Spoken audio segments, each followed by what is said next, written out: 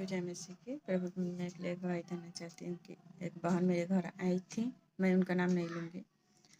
जब वो बहन मेरे घर आई थी तो उनको मैं जब नाश्ता पानी निकाल दिया था तो वो प्रार्थना कर रही थी नाश्ते के लिए। तो मैं भी प्रार्थना कर रही थी तो मेरे मुँह से सिर्फ स्वर्गीय भाषा में बातें मतलब स्वर्गीय भाषा में मैं प्रार्थना करने लगी। वो बहन जिस प्रकार से करना चाहिए नॉर्मल प्रार्थना उस प्रकार से कर रही थी, लेकिन हम जब स्वर्गीय भाषा से प्रार्थना करने लगे मैं अपने आप को कंट्रोल कर रही थी कि मैं प्रभु मैं क्या बोल रही हूँ, मुझे तो नॉर्मल प्रार्थना करना है तो स्वर्गीय भाषा में मैं ऐसा प्रार्थना क्यों कर रही हूँ।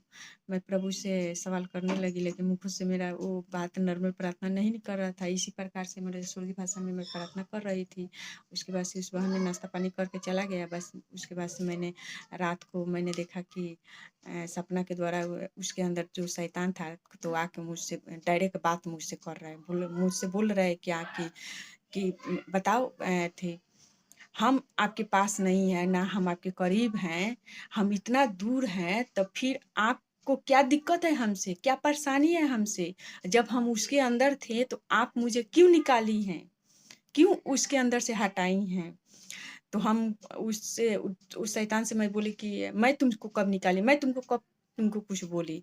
तो शैतान बोल रहा था कि तुम नाश्ता के वो घड़ी आया था तो उस समय तुम प्रार्थना नहीं कर रही थी। तो हम बोली कि मैं तो प्रार्थना कर रही थी, मैं तो परमेश्वर से कर रही थी, मैं तो स्वर्गीय भाषा में परमेश्वर से प्रार्थना कर रही थी कि अब्बा पिता इस जो नाश्ते है मैं स्वर्गीय भाषा में बातें कर रही थी परमेश्वर से कि अब्बा पिता इस नाश्ते में जो कुछ भी अंधकार के इसको निकालिए आप। इस प्रकार से बहुत सारा ऐसा मतलब बातों को मैं बोल रही थी। तो मैंने उससे बोला कि मैंने तो तुमको नहीं कुछ बोली हूँ।